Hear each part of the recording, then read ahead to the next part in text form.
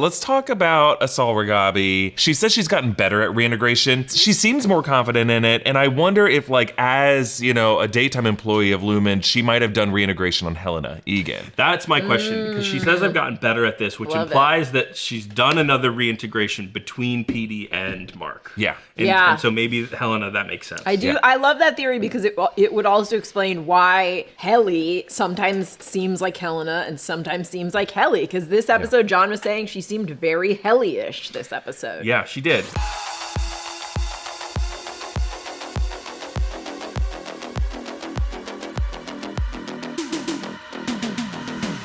Welcome back to the break room. When you think about it, aren't we all mammalians naturable? That's right. It's not nurturable, not naturable. Let's do that again. Big difference. We'll do it again. Roll with it. Because I think the Audis would make them natural. And I even had it written down that way correctly on my notes. It's written to be mixed up. Naturable versus nurturable. That's really the Audi debate John. of everything. Hi, Audi John. Audi John never learned to read. I don't understand any of this stuff. Look, I never learned to read. I've never been able to hold down a job, and I'm kind of a fuck up. I planned that bit this morning before I knew I was going to be hosting. Demonetized. There's nothing in that. He could be sucking on a straw. I don't know who any of you people are, but I've been told I'm being joined by Erik Voss. Hi. Oh, that's my name. Oh, gosh. I've only known myself as Erik V up until this point. Voss. Interesting. That's not what I had in my head. And presumably the future CEO of New Rockstars, Gina Ippolito. I would like to see all of your pouches. Before the show, if you were watching the behind-the-scenes camera, we did all show our bellies. So that's what you're missing if you're not watching this live. Evan is in the producer desk taking questions for the live chat, so please send those in, and we'll answer them throughout the show. This has been a really wild start, but it's Severance Friday, so let's get into episode 3. As we start these things off, we talk about a little bit of what we learned about Lumon in a particular episode. So let's talk about that. The biggest question of this whole series is kind of like, what is Lumon? And just to recap, we learned a lot of weird new kind of departments, like we alluded to earlier. Mammalians Nurtable, that's the goat department. I love it. That's my favorite department. Gina, you were talking about how it's your favorite department. Give us a reason why, please, God. Because listen, would you rather sort numbers all day or would you rather bottle feed baby goats? I mean, as long as they're not doing anything terrible to these goats, which I don't think they are because they genuinely seem to love them, I would rather be with the goats all day in a nice fake pasture. But they seem crazy. So yeah, but they don't know that they're crazy. Oh, okay. I don't think they know. I think to a lot of blue or white collar workers, some farm workers might seem a little odd. And that's just on us. Was I being discriminatory? They're living their best lives, John. They don't have to be lonely because they're farmers. Yeah. I love Mammalians Nurturable. Nurturable. No, I love Nurturable. Nurturable, I have big qualms with. Because why not let nature be nature? No, it tells us that there's an agricultural division to this medtech company. We're immediately worried about any animals who work at a medtech company because you just assume that they're testing those pharmaceuticals on them. In this case, it seems like talking about Mammalians Nurturable, they're talking about behavioral science and like, are there certain behaviors that all mammals exhibit and they're using, they're looking at these goats in the way that like certain biotech companies were looking at Dolly, the first cloned sheep and the first cloned animal of that size and how big of a deal that was. Like, are we testing, like, do these animals have souls that can be nurtured in the way that like innies, as like severed chunks of our souls, can be nurtured with certain behavioral instincts? I don't know. There's like a lot of different ways, but I feel like, as with every episode of the show, I only have more questions. I have no good theory for the goat people. Oh, I've got a good theory for the goat people. Maybe it's not good. I don't know. It's a theory. The Jurassic World Rebirth is coming out this year. I love the Jurassic Park be a weird movie. So in Jurassic Park, right, you have that great sequence where they talk about the DNA that they found of these dinosaurs, and they were using frog DNA to sort of like fill the gaps in for certain sequences. And I'm wondering if like that's what they're doing with the goats in some way. It's like we know that they're messing with like brains and all this kind of stuff. We don't know exactly what's happening, but like maybe the goats have some reason to be existing so that they can fill in DNA sequences and for one reason or another. Why wouldn't they do that with humans? Or great apes, like bonobos or apes. chimps. But maybe they are. Good question. I don't know. The fact that the egg party was like an orgy with people with animal masks, maybe they're trying to breed half animal, half human hybrids to orgy with. Maybe Kier was a little freak. You know what I mean? Yeah. Also, every single person in this department, this is a very specific reference, reminds me of the neighbors from the Burbs. That is a very specific reference, Yes. one that I don't get. I don't know it. I can't say I know it. Someone Google Burbs neighbors and you'll see they're all very disturbing. To cast Gwendolyn Christie, sorry, you're gonna say Yes, something. no, keep going. Gwendolyn Christie, Brianna Tarth from Game of Thrones is perfect for this role. It almost feels like they created this role for her. Like someone who just walked right out of the British Isles, and you could imagine stumbling upon some goat farm, and she actually would be ringing a bell at you and pointing shears at you and It being was like, "Are you here to kill us?" Chekhov's bell. I saw it on the table and I was like, that bell's getting rung. They on the podcast they talked about how they did not build this on a soundstage. What they did is they found a golf course in Brooklyn and they put built a walls tent around over it? They erected a that tent is and they great. built like 10 or 15 feet of the walls That's and then they really fun. augmented the rest of it with That is really CGI. fun. But that way, they could have the goats walking around eating the grass and wouldn't have to build because they wanted it not just to be a flat grass that would be easy enough with sod, but they had to have a mound that made it look like these goats would be hopping around the mound of it. The mounds So they make found it the much mound. more terrifying. Yeah, Yes, so- the mounds are Because terrifying. you can't, because they all come out over the hills, and you're like, where were you hiding a second ago? I mean, goat and head that's the guy? question. Goat head guy, what's his purpose, right? Like,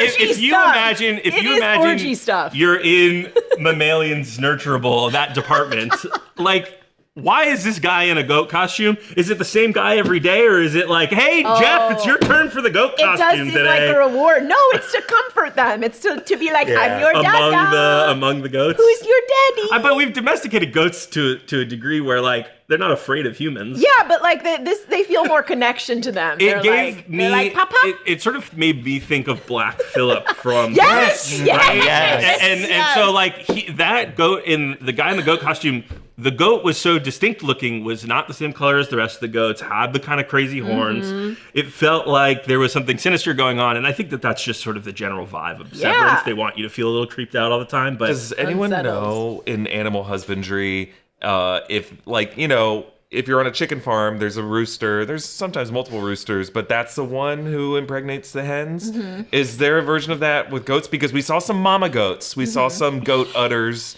There were baby goats. There were mama goats who were breastfeeding them. But the feeder, played by that Clive actor, he was feeding them. So is there? I hate this. Oh, this is the guy I hate this who so goes much. in with the glove and inseminates. Oh, them. Yeah, okay, is with the that glove, with his the glove. job? I assume it's with a glove To be and like that the is alpha goat, so that Yeah. the goats don't fight with each other, and he has to Maybe. artificially inseminate. We know they have husbandry tanks. That's the only reson I bring it up. That's where Yeah. Gemma, Miss Casey did the therapy sessions. I think he's doing a little basting. Great. I agree. I think that might be his function. Sarah Hatchadorian asking, what do they do with the goats when they grow up? Right? Are all baby goats ostensibly, or at least younger Well, goats? they're- And in couple adults, season right? 1, they walk into the room and they say the guy feeding the goats says they're not ready, Yeah. which makes you think that there is a reason for them. It can't just be that they're eating them. That would be too simple. No. I still think it's orgy stuff. I think it's behavioral Yeah. science, and I think there's it comes from some Kier Egan tradition of maybe believing that goats have some kind of a connection to the devil and spirituality, and thinking that goats were always shunned to the side and viewed to be evil or to be sinful. So can sinful creatures, in Kier's archaic view of morality within the animal kingdom, can sinful creatures be ridden of their original sin by just proper nurture versus nature? Maybe they hold the souls. Maybe that's what they think. They think they're soul eaters? When you die, before we give you a new body, we're gonna put your soul in a goat. in a goat, and that's why they take such good care of them. And then they're like, once the goat is ready and once the bodies in the cryogenic chambers are ready, then we transfer the human soul from the goat into the human popsicle. I dig it. I dig that. That's great. That's a good theory. Kobe-Wan Kenobi is asking in the chat, did they expand the goat farm since Mark and Helly's last visit? Oh. Because we see the room that they sort of entered in, and then there's the poop hall, I guess. Yeah. No, I think that was like that always there? was the pre-room, and there was probably always that. They just didn't see it There's before. tiny little infant little baby goats, and then they shoot them down the hallway to like toddler goat. Goad them. Yeah. Goad the goat. That's what they do at Disney with the cats. I learned this. Jenny Nicholson used to work at Disney with the animals, and I was at lunch with her one day, and I was like, how do they... Jenny Nicholson worked at Disney. Yeah. She was on the care of- inside. Yeah, Very yeah. You can trust her. And I had a lot of Disney animal questions, and one of them was like, how do they do that? How do the cats? And she was like, yeah, they've got a little tunnel. They put like food along it, and then like once a month they make sure they get their flea shots and everything, and they herd these cats through the tunnel using food. I bet that's what they do with these goats. And that's probably what they do with the employees at Disney parks too. Push them through these little poopy tubes. Watch out, there's poop. Yeah.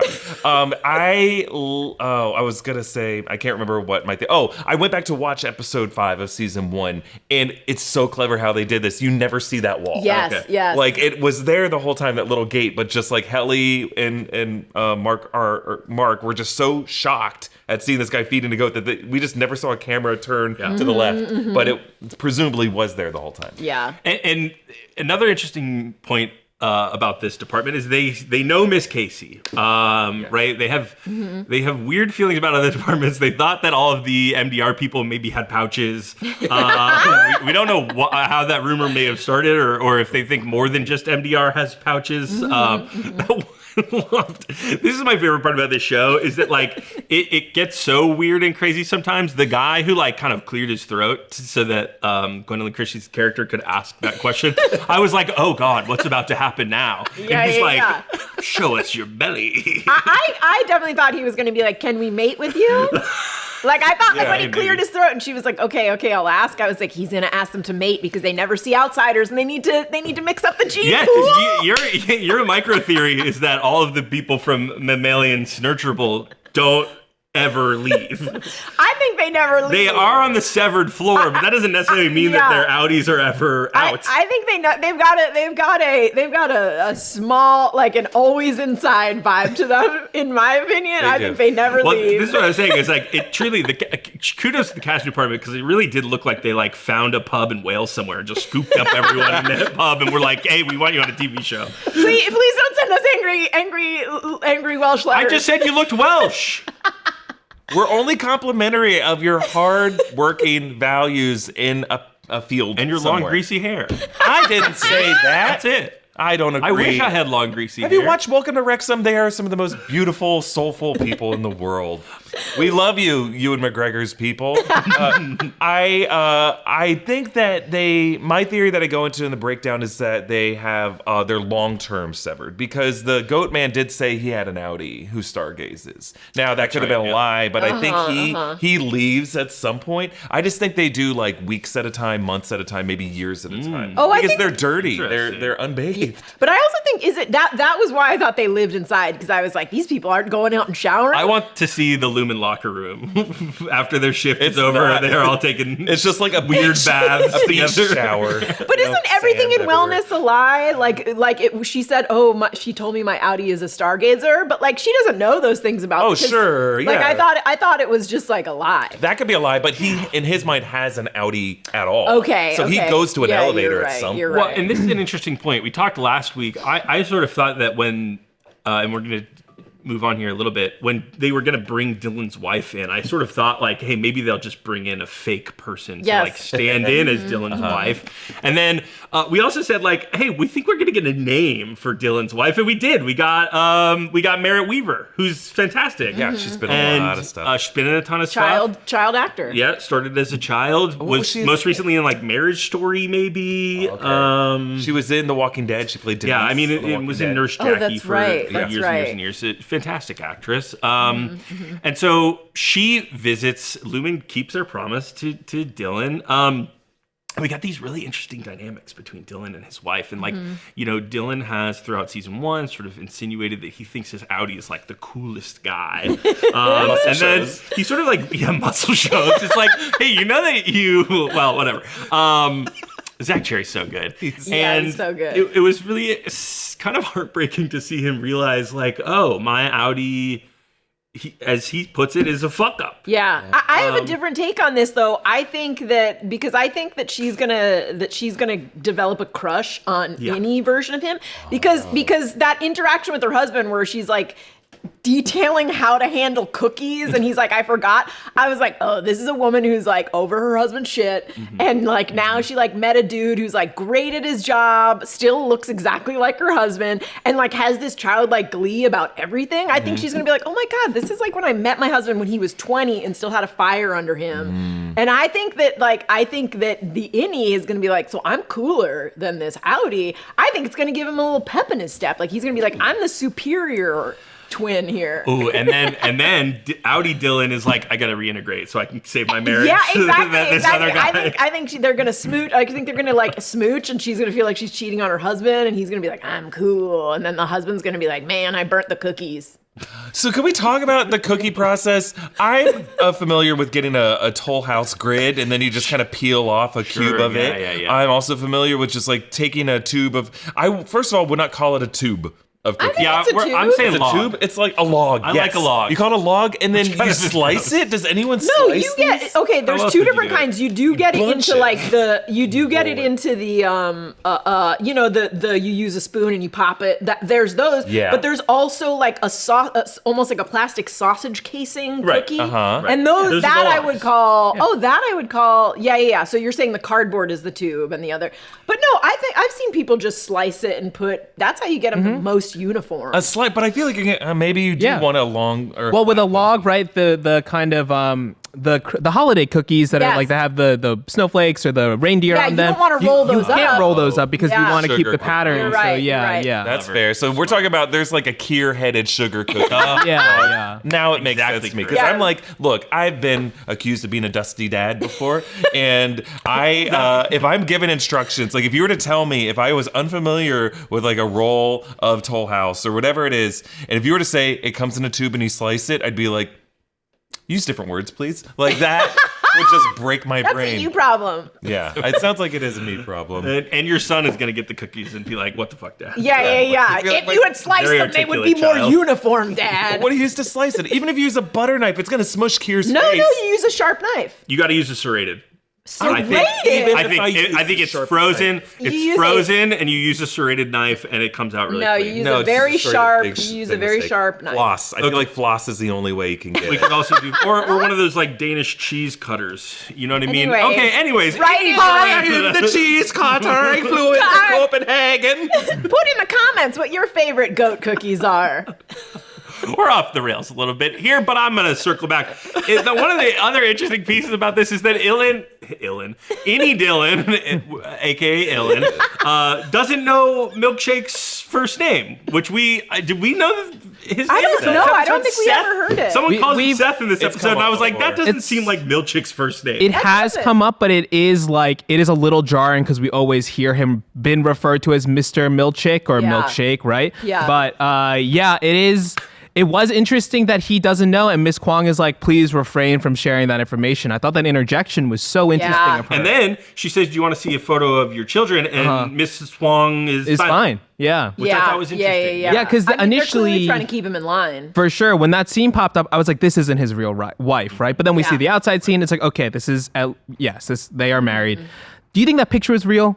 Do you think that was something they gave to her and was like, just say that this is you guys? No, I think because one of the things that I liked about her is she's clearly bad at subterfuge. Like she's in this situation, she's clearly very like kind of uncomfortable. Like she's like, what do we talk about? What do we do? And then she like clearly wants to give him a hug and a kiss and say like, okay, I'll see you at home. But then she's like, oh, you're not actually my husband. And she does lean into Innie Dillon and say, I love you. I know, but I think that if you've been married for 20 years, that Maybe is it's a just your reflex. instinct. Yeah. And I think like she's not good at subterfuge. She's not good at this. I think they probably hit her up and they were like, hey, can you visit your innie? And she's like, okay, I guess I can't. Like, what do you want me to do? Because even later on, when her husband is like, oh, how was it? She was like, good, weird. Oh, I read that as like she felt guilty for saying I love you to the innie. Oh, and so she was like, oh, interesting. uneventful, nothing happened, but Oh, really she's falling. I interesting. think she's falling for Yeah, him. they gonna bone. Yeah. Yeah, I thought it was really interesting when we also see that she is like clearly leaving for a night job as well. And then she had to take time out of her day, her rest Was to she go and wearing do that. like a security guard? It seemed like it, yeah. Like a security guard, a Yeah. toll booth operator, or like private cop Yeah. Yeah. She's Boy, going I- over to Fargo. Yeah. She spends her nights on Fargo and her days in Severance. Sir, you don't have to get snippy with it. And also because, we've been theorizing a lot about Lumon's just a general ability of control around this environment. She could also be another Lumon employee who's non-severed, that's who's true. working as a private security guard for either one of their neighborhoods or something like that. And that's what's easier for them to make it happen with Dillon, right? And obviously Dillon is someone that they want to kind of get back on their side a little bit. Yeah. Well, there's been a lot of questions about Lumen security, both in this episode and in this season, and even going back to last season. We have the sort of return of Asal Reghabi in this episode, who, if you remember from season 1, she was sort of getting in touch with Mark through Petey's phone that Mark had found, Yes. and then told Mark that like she was the one who handled Petey's integration or reintegration, and was the one who severed Mark. We see her again in this episode. And speaking of security, is the one who killed Grainer, the former head of security at Lumon, and earlier in episode 1, we get a new head of security whose name is escaping me right now. Rumson? Drummond. Drummond. Yeah, or we at least we believe And he could be right again now. in this episode, Thank you. Helena's driver kind of scares the shit out of Selvin. Yeah. So there's a lot Yeah. of kind of weird Lumen security stuff happening. Where do you guys want to start? Do you want to talk about Helena's driver first? Do you want to talk about Asal? Where do you guys want to? What's most interesting to you? Let's talk about Asal Reghabi and her return. Evan jumping in to thank some of our sponsors today. Listen, we're all about getting the best sleep possible here at the Breakroom. Especially with these late night episode drops, it's nice to get some great sleep and be recharged for the next day, which is why we're stoked that Miracle Made is one of today's sponsors. The temperature you sleep at has a huge impact on the quality of your sleep. If you're constantly waking up because you're too hot or too cold, you gotta try Miracle Made sheets. Their fabric was inspired by NASA, so it's thermoregulating. That means you'll sleep at the perfect temperature all night long. I got some Miracle Made sheets in the summer, and the summer in Southern California can get really, really hot. So these sheets were a godsend in those hot days. Plus, they're crazy comfortable without the high price tag of other luxury brands. Plus, Miracle Made sheets are infused with silver that prevents bacterial growth. Bacteria can clog your pores, causing breakouts and acne, so sleeping on Miracle Made sheets is good for your skin too. You can upgrade your sleep this year. Go to trymiracle.com/breakroom to try Miracle Made sheets today. And whether you're buying them for yourself or as a gift for a loved one, if you order today, you can save over 40%. And if you use our promo code BREAKROOM at checkout, you'll get a free 3-piece towel set and save an extra 20%. Miracle is so confident in their product, it's backed with a 30-day money-back guarantee. So if you aren't 100% satisfied, you'll get a full refund. Upgrade your sleep with Miracle Made. Go to trymiracle.com/breakroom and use code BREAKROOM to claim your free 3-piece towels set and save over 40% off. Again, that's trymiracle.com/breakroom to treat yourself. Thank you, Miracle Made, for sponsoring this episode. We also want to thank Prolon L Nutra. Prolon's fasting mimicking diet is a revolutionary plant-based nutrition program that nourishes the body while making cells believe they're fasting. After eating everything that wasn't nailed down during the holidays, and trust me, I ate a lot over the holidays, Prolon's 5-day fasting program was the perfect way to kickstart my health for 2025. After fasting, I had more energy, I lost some fat, and I had better skin. Plus, it's easy to start because Prolon maps everything out for you. That's great, because as someone who has trouble mapping things out sometimes and planning ahead, that's helpful. The 5-day program includes some snacks, soups, and beverages designed to keep your body in a fasting state. No guesswork or planning required. You get motivation and guidance from longevity and nutrition coaches. If you purchase a Prolon 5-day kit, you gain free access to the January Fasting Challenge. Groups start every Sunday in January, so you can start when it works for you. Prolon's January Fasting Challenge is a coach-led program to set you up for fasting success. The program was researched and developed for decades at USC's Longevity Institute and is backed by leading US medical centers. Ready to make 2025 your healthiest year yet? Order your Prolon 5-day kit at prolonlife.com/breakroom and join in on their fasting challenge today. New groups start every Sunday in January. Plus, Prolon is offering the Breakroom listeners and audience 15% off their 5-day nutrition program for your post-holiday glow up when you go to prolonlife.com/breakroom. Thanks, Prolon. All right, back to you guys.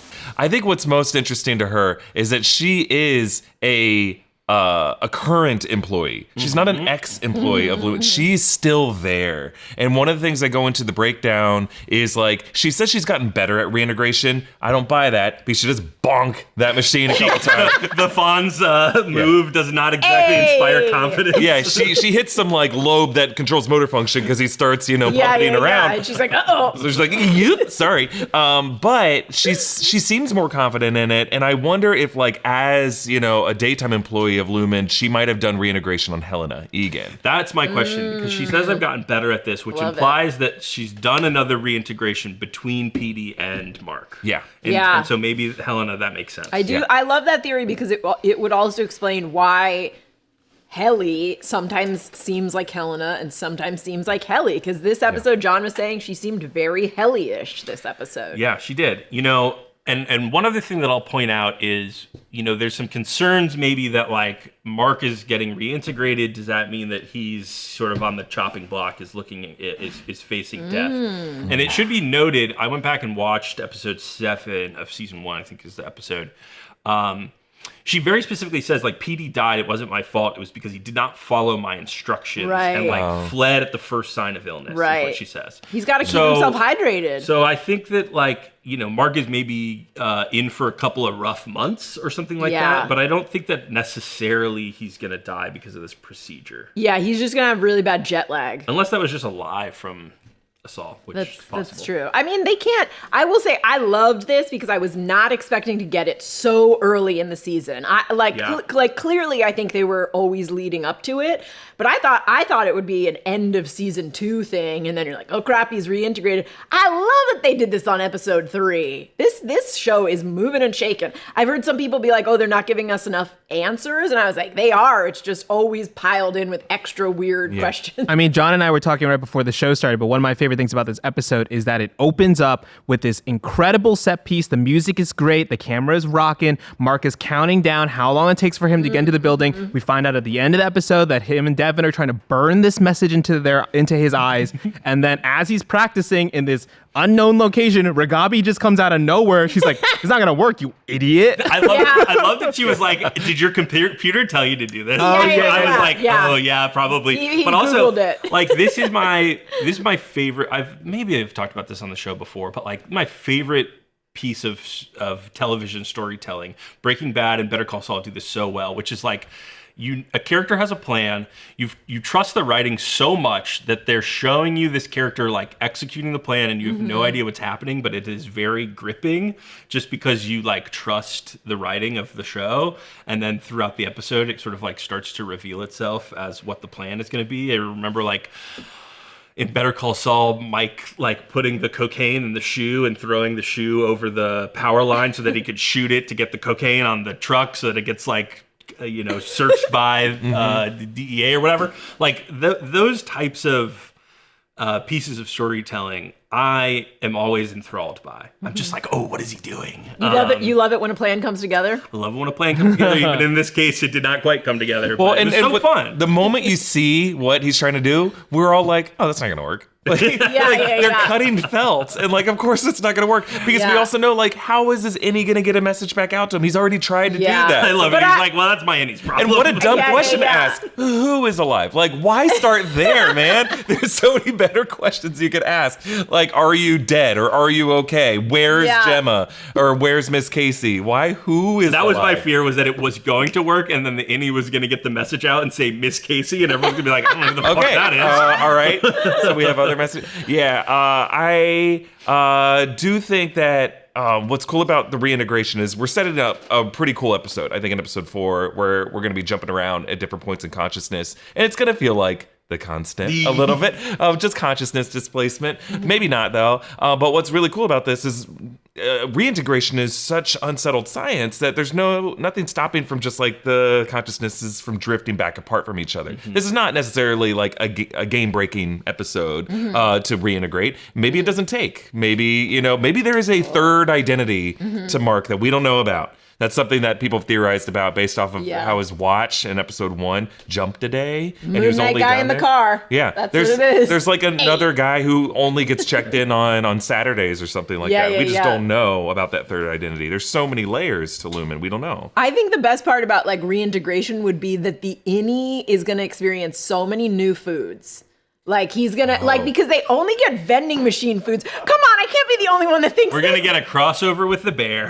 yeah, like I can't be the only one that. But when you live your life like on almonds and Christmas mints, and then all of a sudden you're like And eggs sometimes. And melons sometimes. Eggs, maybe a Honeydews. waffle. But when you go out and you're like, oh my god, like fresh made spaghetti with sauce and meatballs. But you have to and a think glass that like of the town wine. of Kier doesn't exactly have like a fine dining. No, it's just Pips. But But anything like an open faced club turkey sandwich from a but diner would this be is glorious information. at this point. The showrunners did say in the podcast that they didn't show this in season 1, but before the vending machines, or aside from the vending machines, the Audi at the start of the work week would like fill out a questionnaire and say like, I want What pasta. do you want for lunch? It's like a lunch and all. What do you want for lunch? okay. Yeah, pasta on Monday, salmon on Tuesday to piss off all my coworkers. Okay. And then you fill that out, and then there's like a pre-made meal that is like delivered to you or delivered to the break room. I want We to never see saw this. that. I want to see We it. never saw it. I want to see it. No I one's wanna sending me experience pre-made meals at the break room. What the heck?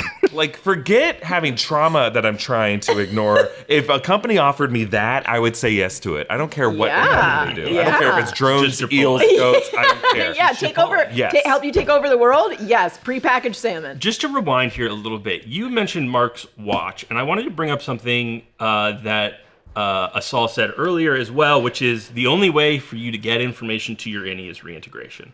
Now, we know that that's, well, if we're taking that as gospel, what does that mean for Irv, who has sort of been able to dream information to his innie or whatever? Does that mean that maybe he's integrated, or is Asal maybe just like not 100% clear on other methods of getting information to innie? There was a theory online that Irv's watch, speaking of Mark's watch, was maybe a communication device. That theory, I didn't dive into. Morse code, because he's a Navy officer in maybe the past. something like that. And he might know Morse code, like in Interstellar. So- he used Morse code on the watch. Yeah. You know, could it be possible that Irv maybe was the first reintegration attempt? I wonder if it no. has to do with the brainwaves. And I, again, break this all down in the breakdown, but they talk about the 5 different brain waves that it's like, delta, gamma, theta, alpha.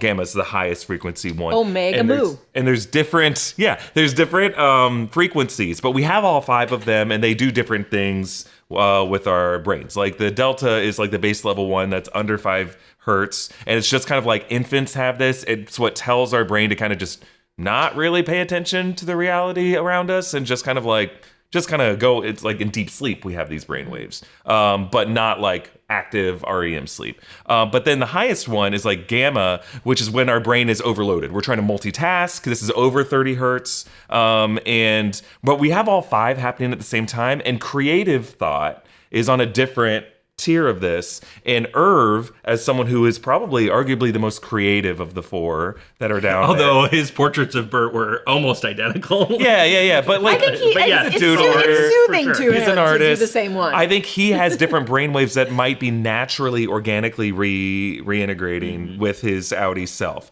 And that if you have those brainwaves, like Mark was just so distinct because I think he is more right-brained. I was curious, who drew those sketches of Gemma and Miss Chan? I assumed Irv. I assumed Irv too. that's So a good like I'm question. wondering if because he's already his brainwaves are higher for creative thought, that might be just more organically linking with his Audi.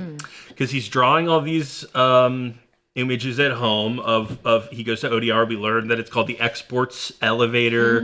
We learned that ODR used to O&D. OND. Thank you. Jeez Louise. Too many abbreviations on the show. We learned that OND used to be the people like going through this elevator process, and now they say that they just have a guy doing it. That opens up another kind of question box of like, who is the guy? What does it mean, the exports elevator? We know they're 3D printing all of these objects. Presumably that's what's being sent out of the exports elevator.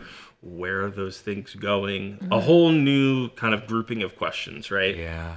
It's so interesting. I mean, I've been calling it the Hellevator, but now it's the exports hall. But it goes down You would think if you're going to export something out of the Lumon campus, it would go which up. is already, and the severed floor is already underground. It's already underground. So what's beneath? And I'm like, is there a hellmouth? Is this a Buffy scenario? No, they're building a time capsule. It's all like Ace of Base CDs and things. Yeah. Underneath, Mark goes down the elevator. He opens it up, and it's like this kind of like pastoral, like Times Square. And then you see Kristen Bell, and she goes, "This is the bad place." I love that. Speaking of a new group of questions, I'd love to ask some audience questions that have been trickling in about some of the stuff we've discussed already. Tatiana Monet asking on YouTube, do you think Dillon got the severance procedure because he could never hold down a job, that the procedure helps with him coping, working through that? Yeah, that's Tatiana Monet is such a glorious name. Wow. That's what I think it is. I think because when you think about who are the people that would willingly do this, so far we've seen the people that are born into this cult that like, you know, and they're not even getting it done, but it's like people who like have some sort of trauma, like Mark. And I think naturally it would be like people who can't get any other jobs and they're like, well, this is sort of my last resort. All right, sever my brain. So that to me would make sense. Also, I think like people who are trying to infiltrate the system, like so far, those are the things we've seen. We've seen someone who's the daughter, you know, like a Kier descendant who's lying. We've seen Mark because his wife died. We've seen maybe a double agent who's like, yeah, I'm going to get severed and take it down from the inside. And then we've seen a guy who's outie as a fuck up. And then we saw Mark W., who all we know about him is he broke a lease in Grand Rapids. I think you're right, though. I think there is something broken about, not broken, but just they're struggling with day-to-day life in a way. And I think that's part of Lumon's offering with the severance procedures. We're all struggling with stuff. What if you could just like, let us take care of you for 8 hours a day? Which is also true of cults, right? They target sort of the most vulnerable people who can be easily manipulated. And that's people who are like, feel disenfranchised, people who are going through some crap. So it would make sense if he was just like, well, I just got fired from my 7th Blimpies. I guess I'm getting my brain. Blimpies. You know, we're talking about reintegration. And John, you mentioned maybe Dillon will get reintegrated. Eli Finelli asking, do you think any of the other main cast will get reintegrated by the end of this season? If this continues to be something that works.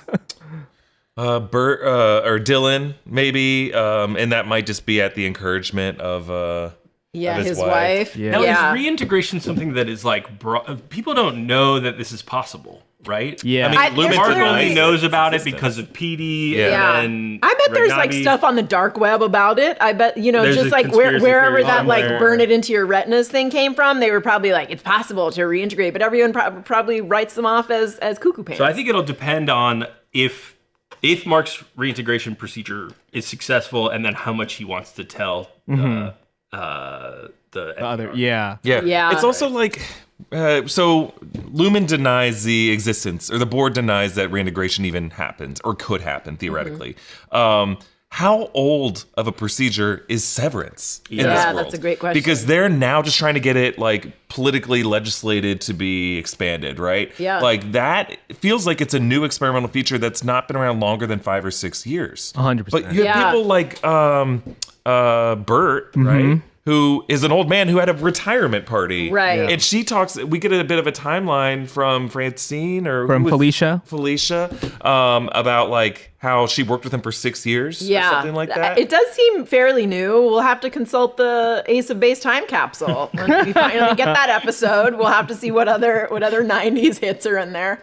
A couple questions on the reintegration stuff while we're on this topic. Let's stick to Mark for a second. On YouTube, Matthew Taylor asking a great question, and then Patrick Swales Caldwell asking a very similar one. But do you think this reintegration will mess up Mark and his work on Cold Harbor? We know it creates an emotional response for the innie. We don't know how it's going to affect the outie. Do you think that this is going to affect the trajectory of whatever he's working on? We did get another Cold Harbor reference this episode.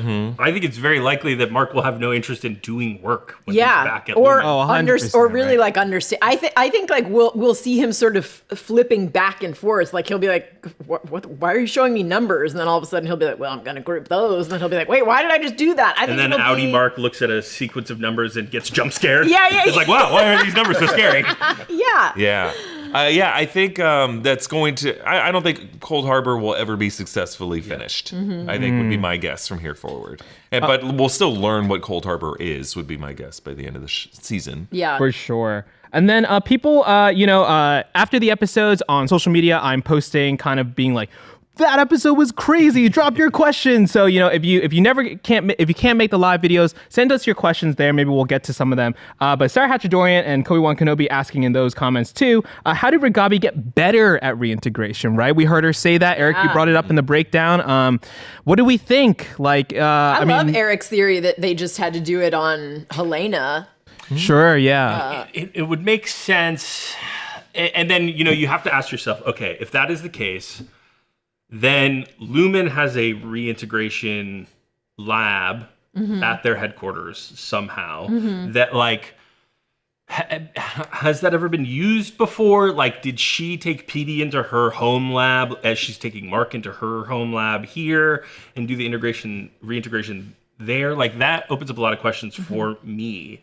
Has she been working on reintegration for a long time at Lumon as she's been working on Severance, sort of in tandem? She could be testing it on animals. Maybe all of those goats are severed, and you have to reteach them how to bottle feed and all this other stuff. And then she's like, "Yeah, I got a bunch of goats, unsevered them." That's actually very interesting. I like that a lot. Yeah. And maybe she isn't that much better at it. Maybe she just she could have been lying. Right? She could have been lying. Very easy. She played the game Operation 90 times, and she was like, "I got it without buzzing." Or maybe she's what part of the reintegration procedure is post-op, recovery period. And PD, she's just all right, I'll keep an eye on you. But maybe it's it's the bedside manner after the fact to keep her running out into the woods. PD was slamming Red Bulls afterwards, and she was like, "You cannot do that, sir." PD didn't want to hang because Reghabi's a terrible roommate. She's just so messy. She's always leaving dirty dishes and fucking Mark's sink, She plays Call of Duty and doesn't wear headphones. Yeah. She tries to dupe Zinni into thinking that those are his dishes. She'll be like, "You don't remember this, but while you were in Innie, you were." Yeah, you cooked eggs and let it sit. You tried to clean eggs out of a pan. I don't mind that eggs are more expensive because they're so hard to clean out of a pan. Eggs are my main diet. I am literally dying out here. Okay, just kidding. Lots of people in the chat asking about this. Was one of the first things people were jumping in to say. Dev in the Water, Shane the Pain, both asking questions about these Kier paintings, right? Something we've learned this episode is that people promoted into managerial positions get these paintings. Shane the Pain just says, I just want to say, as a black person, that African-American Kier art made me say absolutely not out loud. And same with Milkshake, too. Yeah. This was one of my, honestly, there were so many good moments in this, the goats, but I just love that he's, they sort of make a distinction between the Cobels. She's oh, well, I was born into this and he was hired into it. He'll never be like me. And you do see the moment where he's oh, this sucks. I think from the first episode where he was pissed off about the screensaver to now when he got this art that they were he's going to love this. And he was I am very disturbed. I'm going to put this on the highest shelf away from my eyeballs. I think this is what's going to break him. The season's been really weird or interesting because you've taken sort of almost all of the loyalists from season 1 and cracked them, right? Cobel has a crack. Helena has a little bit of a crack when she's watching the security footage. This is Milchick's sort of moment. Apart from Natalie, who when she was a very aware. She's the board liaison, was very aware that Helena and Helly, or Helena is the CEO and Helly is the innie, and we even see a little bit of a Helena and Natalie moment in the finale of of season 1, where she kind of goes to Helena and it's hey, just tell him that line that you told me that Helly is just like your sister or whatever it is. And so, I'm curious to see what the show is doing by breaking all of the loyal Lumon employees. Yeah. And to your point too, John, I see in the YouTube chat as well as Blake Tay and Hannah Flamingo saying that look between Milchick and Natalie. There's this look where it's kind of a knowing look that this is a little messed up. I mean, not a little, it's a lot messed up. That smile from Natalie, it's either creepy or also knowing. I mean, there's I love that Natalie doesn't blink as much as other people. Yeah, I was actually watching. I was does she blink at all? She does blink. She does, but it's very purposeful. It's a robot. And blink. And there's a great moment too. Someone highlighted on X, I believe, today, where you could see her smile just for a second, kind of waver, and then just small, and then she brings it back, and I think it is so emblematic of just like the kind of experiences like non-white people experience in the office when they kind of like bonding in a very specific moment that feels very not okay. I do like that she's like, the board would like me to tell you that they gave me similar artwork. Like, she doesn't say it. Yeah, 100%. She's like, the board wants me to tell you that I was also touched by a similar gesture. Yeah. Well, and you could even ask yourself, like, was she even on a call with the board? Who is there a board? They're almost one of floating my souls. questions too. They're floating heads in like jars. she is she's sort of on the phone with the board, but we never hear them. She's had her brain altered to read the like soul thoughts of the former founders. Deceased Kier. That's what her brain has been altered to do. She's either some kind of functional puppet or maybe like a literal puppet for the board because she wouldn't blink.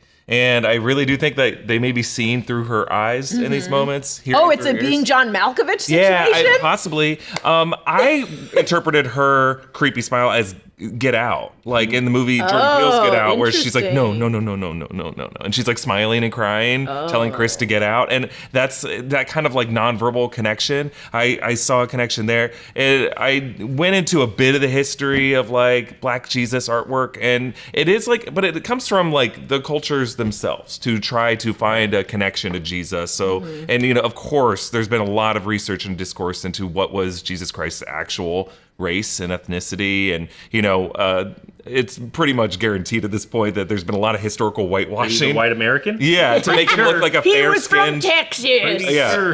Yeah, he probably didn't look like that. So a lot of people are like, he can be like Santa Claus. He can look like however we want to connect with. But there's also been like a lot of American Christian branches that have like been openly exclusionary to people of color, and then reversed course and then have awkwardly reached out. The fact that it was like Lumon doing this artwork is very creepy and very uncomfortable, and just like thinking that this is what they want and what they need is just so messed up. But does the art department do it? Did they see? If we don't see an art department on this show, I'll be so disappointed. Well, it's O&D, right? O&D, I would assume. But Are they drawing it, or are they just restoring it? Because that's the thing. Because I was like, oh, does she know? Because she, like, as a Black woman, would she be like, this is super messed up? Like, as she's preparing it, she's like, oh, he's gonna hate this. Well, all three of these paintings we saw the white versions of in season 1. These are like specific. There was a water fountain painting. There was like the courtship of Kier and Imogen or whatever.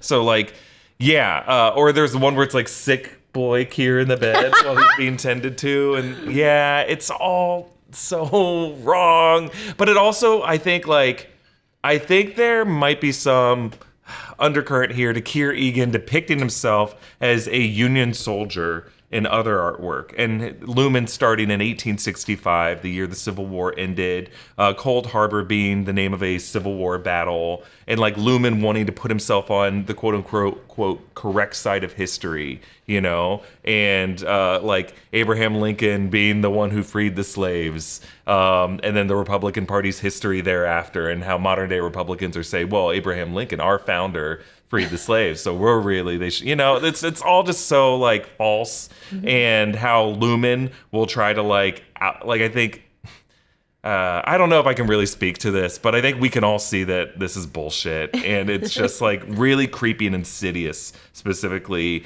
the virtue signaling that they're doing here.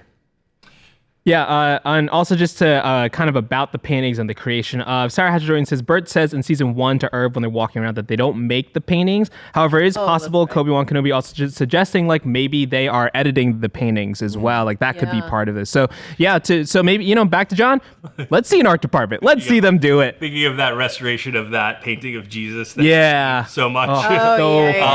So fun. Yeah, you're right, Eric. The history of Lumon is sort of like chock full of deception, and the one deception that we've been talking about the most this season has been, is it Helly, is it Helena on the severed floor? And we got a question from Beakmaster on YouTube saying like, if this Mark reintegration thing is successful, is he going to be the person who's like, hey, you're Helena Egan, or you're Helly? Like, is he going to be the one that gives us the answer of, is this Helly, is this Helena? That's a good theory. Yeah. I mean, you got to assume that they know the Egans, right? And they know the family line, unless they hide their kids and they're like, it's like a debut, like this is the next one, right? Well, we don't know exactly how public the Helena or the Helly R speech got. Right? And how much the cover up was from the Lumon perspective. We saw Helena's sort of like apology video that she was making in episode 2 of this season, but we don't know who that went to. We don't know who was there at that sort of like investors conference or party or whatever that thing was at the end of season 1. So yeah, it's a good question of like, how aware are the citizens of Kier, the town, how aware are they of like the succession plan of Lumon? I don't know the answer to that. I would expect that like Audi Mark would not be able to tell the difference between Helena and Helly because he doesn't know either of them. Yeah. And also Brady Prolutsky in the chat saying Audi Mark didn't recognize Audi Helly in season 1 when he almost hit her with his car. Also very quick moments, very pop. You know, if you almost hit someone in your car, maybe you're not going to be like, that's a celebrity. Yeah, you know? yeah, you're but right. Good points. Yeah. I also thought that like because she's like Jane Egan has been the outward CEO of the company. Do you know what Rupert Murdoch's kids look like? I mean, maybe him now, but like, we do. We kind of know what. But also, we don't know if looks Google like. exists in this world. Yeah. Like, if there's no Google, none of us, we probably wouldn't know what they looked like. It seemed like her big speech at the end of season 1 was her kind of like public coming out, right? Like, here I am the future successor of this company, the future CEO, but to demonstrate how much I support severance, I have severed myself. You know, I think before that, a lot of people maybe have heard that Jamie Egan has kids or something like that, but maybe we don't know what they look like. That's a good point, right? She is sort of a news story, right? Just the fact that she got severed was kind of a PR stunt. Yeah. So you would think that like people are probably aware of Helen Egan at that point, maybe specifically because of that. But again, Mark doesn't personally know either of them. So I think it would be really hard for him to decipher two personalities existing in the same body. And speaking of, Shri saying more evidence for us Helena truthers, her being shy to make a move and complaining about crawling in that goat tunnel. Where are we at? Is it Helly or Helena? By end of episode 3, who's in there? Helena. I'm like 90% sure now it's Helena. I think it's Helena. Because there's the elevator ding detail of the elevator did not ding for her. And we stayed on the elevator for 8 more seconds. And I don't think they would have lingered so long. And it's not like we were fading away and we faded on a still frame. And there was like we song heard the playing sounds. or something like that. Yeah, we heard the sounds of the elevator go all the way down to the bottom and no ding. And for everyone else, like they conditioned us Pavlovian to expect that ding. We didn't get it. And then when like she's like, wait, is that it? Like she was the one who walked to the goat room. And that only would have been like 2 days prior to when them going back to the goat room now. And then just the behind the scenes featurettes of everything Britt Lauer and Dan Erickson are saying. Like Britt Lauer saying, well, Helena likes to wear masks. Like she has to wear masks in her life. And Dan Erickson saying like, there's specifically something about Helena seeing and kind of admiring the life that her innie has and wanting that. I still think it's too obvious that it would be Helena, and so I think it's Helly. Or like my other theory is that they're making it so obvious to make whatever the other big reveal is less obvious. So similar to how Mr. Robot, I'm about to spoil season 1 of Mr. Robot, everyone was like, Christian Slater's in his head. That's going to be it's going to be Fight Club. That's the big reveal. And they were like, yep, but also sister. Like, this is also his sister. And no one saw the sister twist coming because they were so focused on like, oh, it's so obviously. So I think at the very least, the writers are like, let's make it super obvious that it's Helena so that people are focused on that so that they don't think whatever the other twist is, that Bert has been reintegrated or whatever the other twist is going to be. I just think they've made it too obvious that it's Helena. I think it's only obvious to us because we do this. I was going to say, we've talked to some coworkers who are sort of on the, not on the like Easter egg side of New Rock Stars or whatever, and they've said like, oh yeah, I didn't even notice that. But it's also like like I have a buddy who's been watching it who like isn't an Easter egg guy, and he's all like, of your buddies are writers, Gina. No, but he was like, oh, I have a theory, but then I saw everyone online has the same theory, and I was like, oh, is it that Helena is like that Helly is Helena? And he was like, yeah, I guess.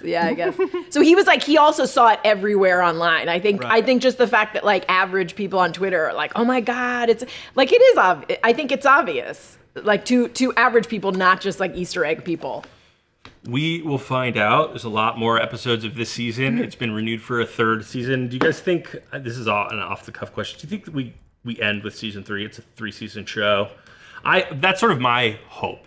You get mystery shows like this that can sometimes kind of like run 2 seasons too long, and those middle seasons, they're just kind of spinning their wheels. This show has had such a specific like pace to it that I really hope they don't intentionally have to slow it down. I'm never gonna root against more seasons of a TV show. You're a writer, Gina. But I also think that good writers can pull off multiple seasons of a TV show, and it's not.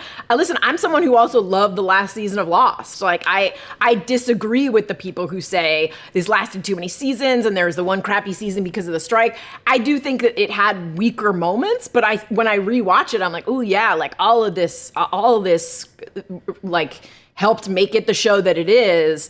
And I don't think that we need to make short seasons because we're worried they're going to ruin it. I think trust writers to write well for 20 seasons. I watched all... What? Supernatural? I was going to just say, I watched all 18 seasons of Supernatural. And even in that 18th season, I was like, no, I don't want it to end. And like they pulled it off. They just kept doing it. I think good writers can write a TV show forever. I agree. I wouldn't mind just living with this for the rest of my life. I think just to keep this pure, though, I would love if they're going to take another 3 years, then do a perfect final season.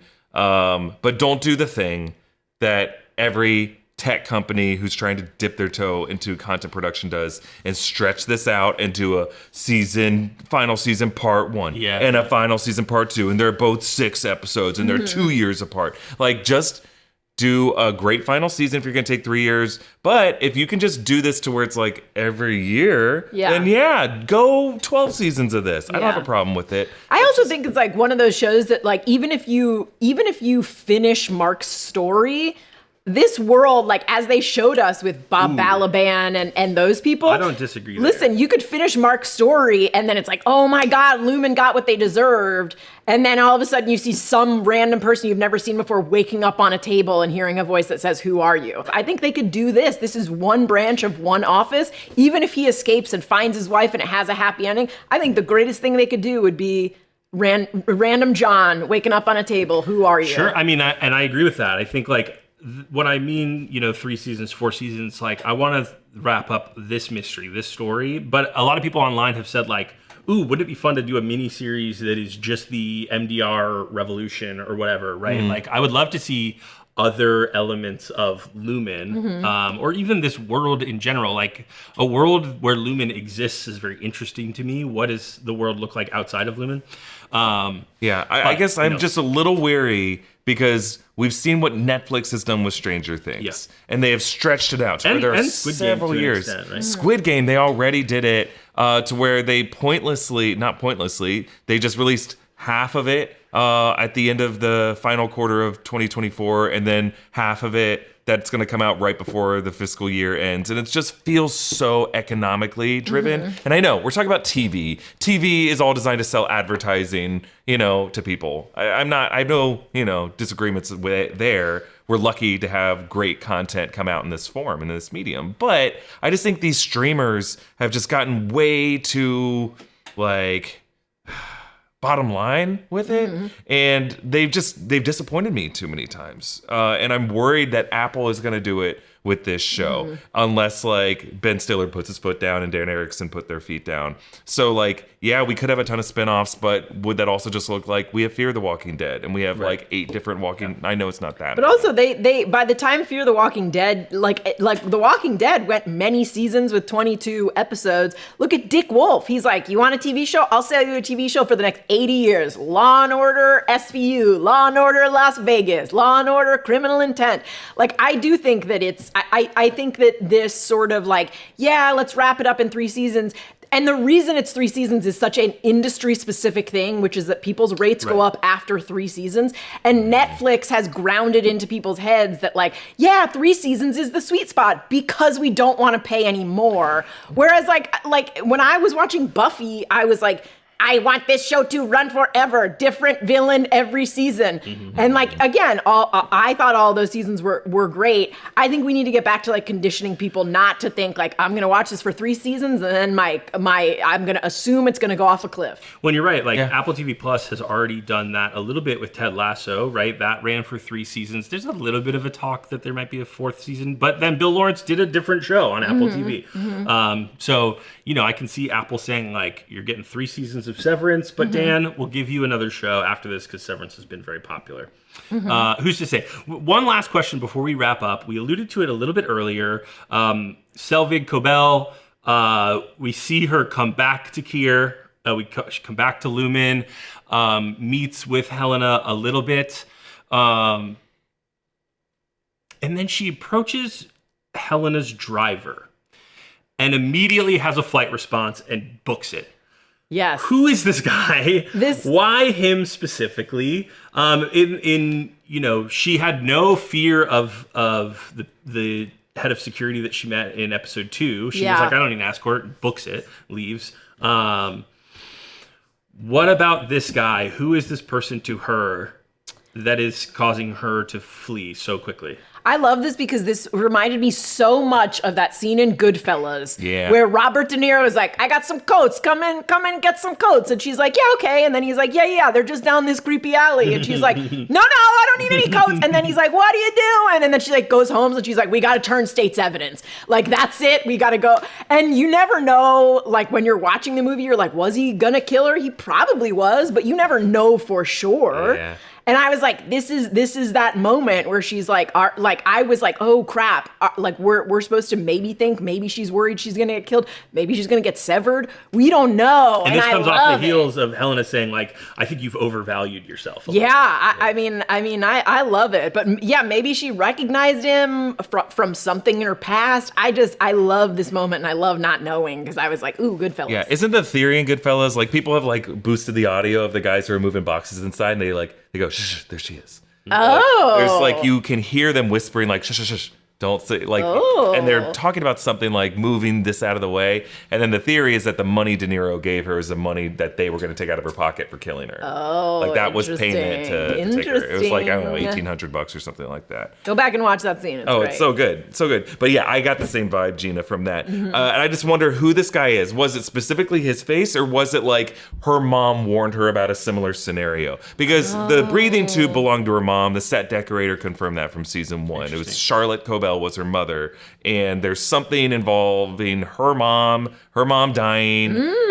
She was brought to Lumon as a young girl, but she was not born into Lumon, because that's her point of pride against her and Helena, right? Helena was born into this, Harmony was not, and she worked her way up through merit. But I think she was brought here as a girl. I was reminded of like Ben Linus in Lost, like he was brought to the Dharma colony when he was a young kid, and I think that was similar with Harmony, and she ended up becoming like a true believer and like a militant true believer. So yeah, I think like her mom might have warned her like, if anyone ever tells you and you're alone, don't get in a car with a strange man. Someday a higher up will come for you, and there will be a man in a suit. I love that. I love that.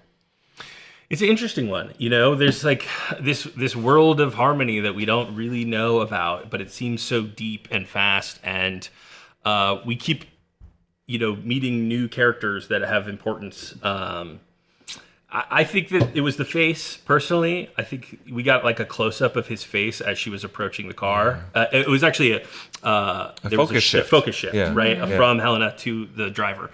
And that told me that like, you know, that's often something that a filmmaker will do, is like, you're now in the position of Harmony and she's looking at Helena, and then her focus shifts to the driver. Like sometimes the director will try to put you in their head. And so that kind of told me that it was him in particular, but that doesn't mean that like, you know, he wasn't abusing her as a child or something similar to that, or her mom warned her about something specific. But I do think it was him in particular. And I thought it was really great. I mean, Patricia Arquette has been incredible in this show, but her little, like, she's walking very quickly and then does like 3 steps of a run and then continues to walk to her car, really sold the fear in me of this person or this situation. So I don't know. There's a lot of like spooky Lumon background people that we don't really get Yeah. explanations about, but I'm hoping that over the course of this season we'll learn more about them. Yeah, where is Salt's Neck? That's what I want to know. Yeah, Salt's Neck, yeah, we got the road sign 238. of 200 miles to Salt's Neck. 238. When we have to break that down, 23 and 8. 2 of the numbers in the lost numbers, which, we And missed you this in the said room breakdown. 237. You said earlier It's one number from 237. In The Shining. I put this in the breakdown initially and then took it out because I'm like, man, people are going to yell at me if I bring this up in the first 5 minutes of a breakdown. But yeah, Room 237, the Shining documentary that brings up the different conspiracy theories. And there's someone who says that it's all about, a lot of people say that the Shining is about Kubrick faking the moon landing. And he says that the Earth is 237,000 miles away from the moon, which is not true. It's more like 239,000. So if it was specific, no, it's like 238,800 is how many miles away. But it changes a little bit, because tides and all that. We're gonna be back here next Sorry, week. everyone. Hey, you know what? This is the fun. This is what's fun for us, at least, is like talking about all the different possibilities of the show because it's so fun, it's so well crafted, it's so well written that you are invested, and that is the hallmark of a good television show for me. Is like how invested am I to watch the next episode? So we hope that you continue to watch this show with us. We'll be back here next week going over episode 4 of Severance season 2. We can't wait. Make sure to subscribe to the Breakroom channel on YouTube and give us a follow here on Twitch. We do these videos live if you missed it. Speaking of which, if you're watching this live with us right now, our Severance breakdown of episode 3 is going to be out on the New Rockstars YouTube channel in a matter of an hour or two. Also, spend your Super Bowl with us. We will be here for the Super Bowl. We're going to be eating dips. Even if you're going to be at a Super Bowl party, throw us up on your phone or whatever. We're going to be reacting to all the big trailers, all the big news coming out of Super Bowl Sunday. Both on New Rockstars and here on the Breakroom's Twitch account, and then the video on demand will be on the Breakroom's YouTube channel later in the night. So thank you guys so much for watching. We'll see you next week. Bye.